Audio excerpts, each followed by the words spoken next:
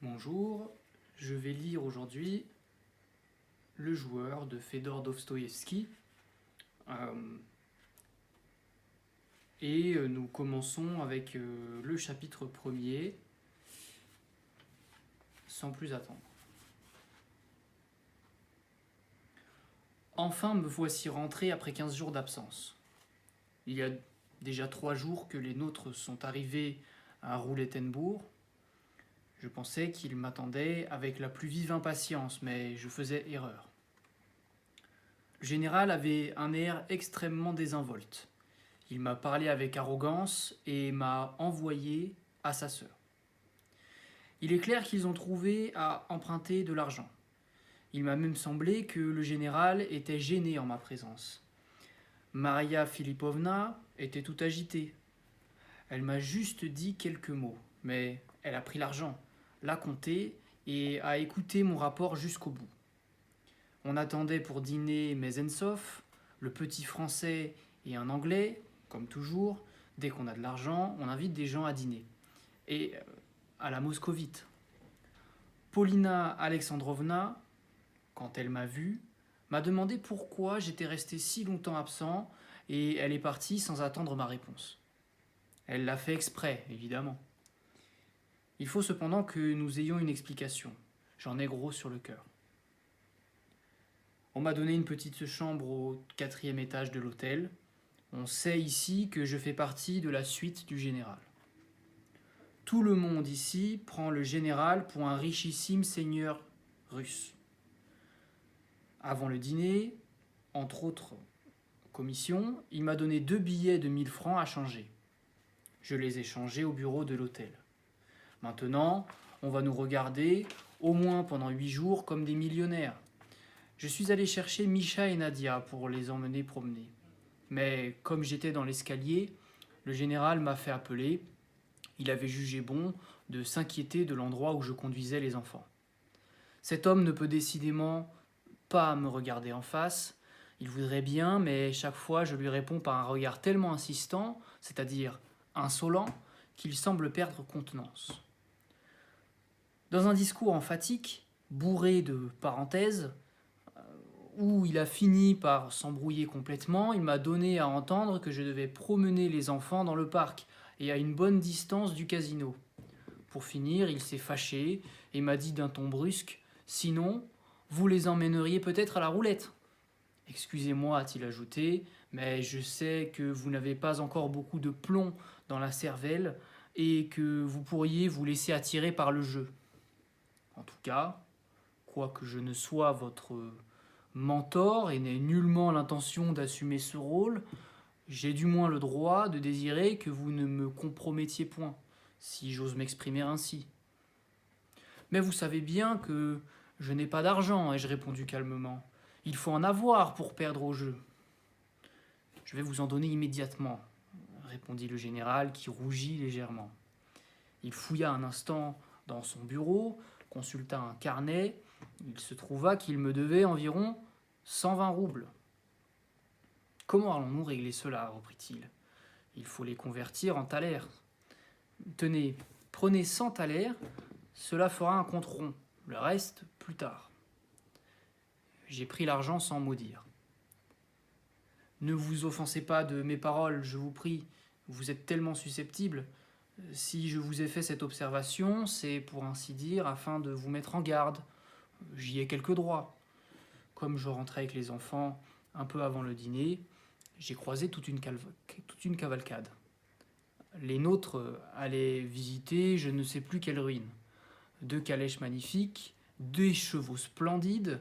Mademoiselle Blanche était dans l'une des calèches avec Maria Filipovna et Paulina. Le petit français, l'anglais et notre général les escortaient à cheval.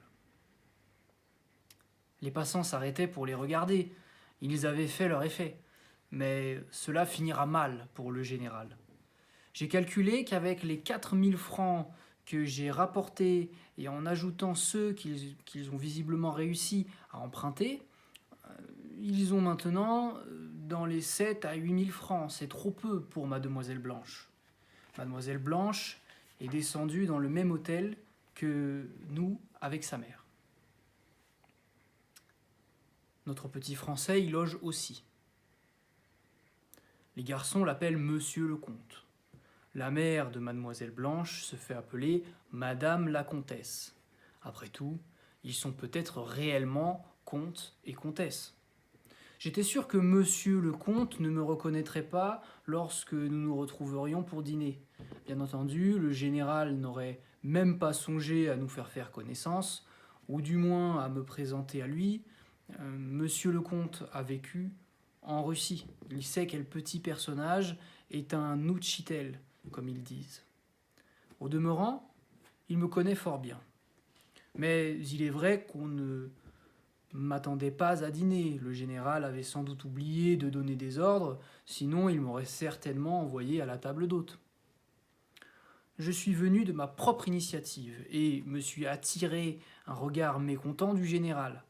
La brave Maria Filipovna m'a aussitôt désigné une place, mais ma rencontre avec M. Astley m'a tiré de ce mauvais pas et par la force des choses, je me suis trouvé faire partie de leur société. C'est en Prusse que j'ai rencontré pour la première fois cet original.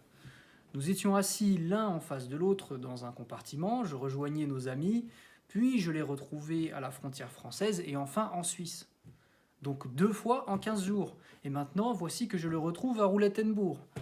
De ma vie, je n'ai vu un homme aussi timide, il l'est jusqu'à la bêtise, et il le sait fort bien, car il est loin d'être sot. Il est d'ailleurs d'un caractère paisible et charmant, je l'avais fait parler lors de notre première rencontre en Prusse. Il m'avait dit qu'il avait cet été visité le Cap Nord et qu'il désirait beaucoup voir la foire de Nijni Novgorod. J'ignore comment il est entré en relation avec le général. Il me semble qu'il est très amoureux de Paulina. Quand elle est entrée, il est devenu rouge comme une pivoine. Il est très content d'être à côté de moi à table et je crois qu'il me considère déjà comme un ami intime. Pendant le dîner, le petit Français a posé à outrance. Il traite tout le monde avec dédain et sans façon. Je me souviens qu'à Moscou, il aimait jeter de la poudre aux yeux. Il a discouru interminablement sur les finances et la politique russe. Le général s'est permis de le contredire 1 ou 2 fois, mais discrètement, juste assez pour ne pas perdre définitivement son prestige. Je me trouvais dans un état d'esprit étrange. Il va sans dire qu'avant la moitié du repas, je m'étais déjà posé l'éternelle question. Pourquoi est-ce que je traîne derrière ce général ? Il y a beau temps que j'aurais dû les quitter. De temps en temps, je jetais un coup d'œil à Paulina Alexandrovna. Elle ne faisait nulle attention à moi. Finalement, la moutarde m'est montée au nez et j'ai résolu de commettre une impertinence. Pour commencer, je me suis brusquement mêlé à la conversation, sans y être convié, en parlant à voix haute. Je cherchais surtout à me quereller avec le petit Français. Je me suis tourné vers le général et, sans préambule, à haute et intelligible voix, je crois même que je l'ai interrompu, je lui ai fait observer que cet été, les Russes se trouvaient dans la quasi-impossibilité de prendre leur repas à la table d'hôte. Le général fixa sur moi un regard étonné. « Si vous avez le respect de vous-même, poursuivis-je, vous vous exposerez infailliblement à des affronts et vous devrez essuyer des camouflets. À Paris, sur le Rhin et même en Suisse, les tables d'hôtes sont si bien envahies par les Polonais et leurs pareils, les petits Français, que vous n'avez pas la possibilité de placer un mot, si seulement vous êtes russe. » J'avais dit cela en français. Le général me regardait d'un air perplexe, ne sachant s'il devait se fâcher ou seulement s'étonner que je me fusse à ce point oublié. « Sans doute quelqu'un vous a-t-il donné une leçon ?» me dit le petit Français d'un ton dédaigneux et négligent. « À Paris, je me suis d'abord disputé avec un Polonais, répondis-je, puis avec un officier français qui soutenait le Polonais. Ensuite, une partie des Français se sont mis de mon côté quand je leur ai raconté que j'avais failli cracher dans le café d'un monsignor. »« Cracher » demanda le général, avec un étonnement hautain. Il fit même du regard le tour de la pièce. Le petit Français me dévisagea d'un œil soupçonneux. Parfaitement, répondis-je. Pendant 48 heures, j'ai pu croire qu'il me faudrait peut-être faire un saut à Rome pour notre affaire. Aussi me suis-je rendu à la nonciature de Paris pour y faire viser mon passeport. Là-bas, j'ai été reçu par un petit abbé qui frisait la cinquantaine, maigre, à l'air glacial. Après m'avoir écouté, il me pria d'attendre d'un ton poli mais extrêmement sec. J'étais pressé, mais naturellement, je m'assis, sortis de ma poche l'Opinion nationale, et me mis à lire une violente diatribe contre la Russie. Cependant, j'entendis quelqu'un se rendre auprès de Monsignor par la pièce voisine. Je vis mon abbé lui faire des révérences, je renouvelai ma requête. Il me pria, plus sèchement encore, de bien vouloir attendre. Au bout d'un instant, entra un visiteur qui se trouva être un Autrichien. Après l'avoir entendu, on le conduisit tout de suite en haut. Alors j'éprouvai de l'humeur. Je me levai, m'approchai de l'abbé et lui dis d'un ton sans réplique, puisque Monsignor recevait, il pouvait expédier mon affaire. Là-dessus, l'abbé se détourna avec un air d'extrême surprise. Il ne pouvait tout honnêtement s'expliquer comment un Russe de rien osait se comparer aux hôtes de Monsignor. Du ton le plus insolent et comme s'il se délectait de pouvoir m'offenser, il me toisa de la tête aux pieds et s'écria « Vous ne pensez tout de même pas que Monsignor va renoncer à son café pour vous ?» Alors je m'écriai à mon tour, et plus fort que lui, « Sachez que je crache dans le café de votre Monsignor. Je m'en moque. Si vous n'en finissez pas tout de suite avec mon passeport, j'irai le trouver moi-même. » Comment ? Au moment où il reçoit un cardinal, glapit l'abbé épouvanté en s'éloignant de moi. Il courut à la porte et étendit les bras en croix pour me faire comprendre qu'il préférait périr que de me laisser passer. Alors je répliquai que j'étais un hérétique et un barbare, et que je me souciais fort peu de tous ces archevêques, cardinaux, monsignori, etc., etc. En un mot, j'ai montré que je ne cédais pas. L'abbé me lança un regard de haine insondable, m'arracha mon passeport et l'emporta en haut. 1 minute plus tard, j'avais mon visa. Je l'ai là, vous voulez le voir ?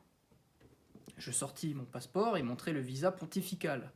Cependant, commença le général, ce qui vous a sauvé, c'est de vous déclarer hérétique et barbare, observa le petit Français avec un léger rire. Cela n'était pas si bête. Je ne peux tout de même pas faire comme vos Russes qui restent là, sans oser piper mot et sont prêts, le cas échéant, à renier leur patrie. Du moins, à Paris, les gens de mon hôtel m'ont témoigné beaucoup plus de considération quand je leur ai raconté mes démêlés avec l'abbé. Et celui qui se montrait le plus désagréable avec moi à la table d'hôte, un gros seigneur polonais, a disparu à l'arrière-plan. Les Français n'ont même pas protesté quand je leur ai raconté qu'il y a 2 ans, j'avais vu un homme sur qui un chasseur français avait tiré en 1812 uniquement pour décharger son fusil. Cet homme était alors un enfant de 10 ans. Sa famille n'avait pas eu le temps de quitter Moscou. C'est impossible, éclata le petit Français. Un soldat français ne tirerait pas sur un enfant. Cependant, c'est arrivé, répondis-je. C'est un honorable capitaine en retraite qui me l'a raconté, et j'ai vu moi-même la cicatrice qu'il avait sur la joue. Le Français se mit à parler avec volubilité. Le général voulut le soutenir, mais je lui conseillai de lire, à titre d'exemple, les mémoires du général Pérovski, fait prisonnier par les Français en 1812. Enfin, Maria Filipovna entama un autre sujet pour changer le cours de la conversation. Le général était très mécontent de moi, car le Français et moi, nous commencions presque à vociférer.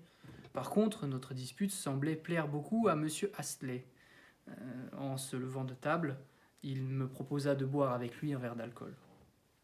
Le soir, je pus m'entretenir un quart d'heure avec Paulina Alexandrovna comme je le désirais. Notre conversation se plaça pendant la promenade. Tous étaient partis au casino par le parc. Paulina s'assit sur un banc, en face du jet d'eau, et permit à Nadia d'aller jouer un peu plus loin avec d'autres enfants. J'envoyai aussi Micha près du bassin, et nous demeurâmes enfin seuls. Pour commencer, évidemment, nous parlâmes affaires. Paulina se fâcha tout bonnement quand je lui remis en tout et pour tout 700 florins. Elle était convaincue qu'à Paris, j'avais pu emprunter sur ces diamants au moins 2000 florins. « J'ai besoin d'argent coûte que coûte, me dit-elle. Il faut s'en procurer, sinon je suis perdu. » Je lui demandai ce qui s'était passé pendant mon absence. « Rien. Nous avons juste reçu 2 nouvelles de Pétersbourg. Tout d'abord, que ma grand-mère était au plus mal, et 2 jours plus tard, qu'elle était sans doute morte. Ceci, nous l'avons appris par Timothée Petrovitch, ajouta Paulina. C'est un homme précis. Nous attendons la confirmation. Alors, tout le monde ici est dans l'attente ? Demandai-je. Oui, tout le monde. Voilà 6 mois que nous n'espérons plus qu'en cela. Vous aussi, vous espérez ? Demandai-je. Oh, moi, je ne le suis pas du tout parente. Je ne suis que la belle-fille du général. Mais je suis sûr qu'elle ne m'oubliera pas dans son testament. Je crois que vous allez recevoir une grosse somme, dis-je d'un ton affirmatif. Oui, elle m'aimait beaucoup. Mais d'où vous vient cette assurance ? Dites-moi, répondis-je en l'interrogeant, notre marquis, il me semble, est lui aussi initié à tous vos secrets de famille. Cela vous intéresse ? Me demanda Paulina en me regardant d'un air froid et sévère. Je crois bien, si je ne me trompe, le général s'est déjà débrouillé pour lui emprunter de l'argent. Vos conjectures sont exactes. Est-ce qu'il lui en aurait donné s'il avait ignoré l'histoire de la grand-mère ? Avez-vous remarqué à table 3 fois, en parlant de la grand-mère, il l'appelait Baboulinka. Quelle charmante intimité. Oui, vous avez raison. Dès qu'il saura que j'hérite aussi, il demandera ma main. C'est cela que vous désirez savoir, n'est-ce pas ? Il en est encore à demander votre main. Je pensais qu'il y avait longtemps qu'il se posait en prétendant. Vous savez parfaitement que non, répliqua Paulina avec colère. Où avez-vous rencontré cet Anglais ? Reprit-elle après une minute de silence. J'étais sûr que vous me poseriez cette question. Je lui racontai mes rencontres précédentes en voyage avec M. Astley. Il est timide et sentimental et il est déjà amoureux de vous, naturellement. Oui, il est amoureux de moi, répondit Paulina. Et il est 10 fois plus riche que le Français. Le Français a-t-il réellement de la fortune ? Est-ce absolument hors de doute ? Absolument. Il a un château. Le général me l'a encore affirmé hier. Eh bien, cela vous suffit-il ? À votre place, j'épouserais l'Anglais. Pourquoi ? Me demanda Paulina. Le Français est plus joli garçon, mais c'est un gredin. Tandis que l'Anglais est honnête. Et par-dessus le marché 10 fois plus riche, dis-je d'un ton tranchant. C'est vrai, mais le Français est marquis, et il a plus d'esprit, remarqua-t-elle très calmement. Est-ce certain ? Poursuivis-je sur le même ton. Tout à fait certain. Mes questions déplaisaient terriblement à Paulina, et je voyais qu'elle voulait me mettre en colère par le ton et l'étrangeté de sa réponse. Je le lui dis aussitôt. C'est vrai, cela m'amuse de vous faire enrager. Et vous me devez une compensation pour le seul fait de vous permettre toutes ces questions et ces suppositions. Je me reconnais précisément ce droit de vous poser toutes les questions que je veux, répondis-je tranquillement, parce que je suis prêt à les payer le prix que vous voudrez, et parce que je ne fais plus aucun cas de ma propre vie. Paulina éclata de rire. Vous m'avez dit l'autre jour sur le Schlangenberg que vous étiez prêt, sur un mot de moi, à vous jeter en bas, la tête la première, et nous étions bien à 1000 pieds de haut. Je dirai ce mot un jour, uniquement pour voir si vous vous exécutez, et soyez certain que je montrerai du caractère. Je vous hais justement parce que je vous ai permis tellement de choses. Et je vous hais encore plus parce que vous m'êtes si nécessaire. Mais j'ai encore besoin de vous. Il faut donc que je vous épargne. » Elle se leva. Elle semblait exaspérée. Ces derniers temps, elle terminait toujours nos entretiens sur ce ton d'exaspération et de rancune, non feinte. « Permettez-moi de vous demander qui est mademoiselle Blanche, dis-je, désireux de ne pas la laisser partir sans explication. Vous le savez fort bien. Il n'est rien arrivé de nouveau. Mademoiselle Blanche deviendra sans doute générale si la mort de grand-mère est confirmée. Naturellement. Car, et mademoiselle Blanche, et sa mère, et son cousin issu de Germain le marquis, tous savent parfaitement que nous sommes ruinés. Et le général est éperdument amoureux ? Ce n'est pas de cela qu'il s'agit pour l'instant. Écoutez-moi, et retenez bien ceci. Prenez ces 700 florins et allez jouer. Gagnez-moi à la roulette le plus que vous pourrez. Il me faut de l'argent maintenant, à tout prix. » Après avoir dit ces mots, elle appela Nadia et partit au casino où elle retrouva toute notre compagnie. Moi, je pris le premier sentier sur la gauche. J'étais songeur et n'en revenais pas de ma surprise. Cet ordre d'aller jouer à la roulette m'avait comme assommé. Chose étrange, alors que j'avais tant de sujets de réflexion, je me plongeais tout entier dans l'analyse de mes sentiments envers Paulina. Il est vrai que je m'étais senti plus léger pendant ces 15 jours d'absence que maintenant au jour de mon retour. Et pourtant, pendant mon voyage, j'avais souffert comme un insensé. Je courais de côté et d'autre comme si j'avais le diable à mes trousses. Et même en rêve, je la voyais continuellement devant moi. Une fois, c'était en Suisse, m'étant endormi en wagon, j'avais adressé tout haut la parole à Paulina, et cela avait diverti tous ceux qui voyageaient avec moi. Une fois de plus, aujourd'hui, je me suis posé la question, est-ce que je l'aime ? Et une fois de plus, je n'ai pas su y répondre. Ou plutôt, pour la 100e fois, j'ai répondu que je la haïssais. Oui, je la haïssais. Il y a eu des instants, surtout à la fin de chacun de nos entretiens, où j'aurais donné la moitié de ma vie pour l'étrangler. Je le jure, s'il m'avait été possible d'enfoncer lentement un poignard acéré dans sa poitrine, je crois que je m'y serais délecté. Et pourtant, j'en fais serment sur tout ce qu'il y a de plus sacré, si sur le Schlangenberg, sur la pointe la plus fréquentée, elle m'avait dit réellement de me jeter en bas, je m'y serais jeté aussitôt, et même avec volupté. Je le savais. Il fallait que cela se dénoue d'une façon ou de l'autre.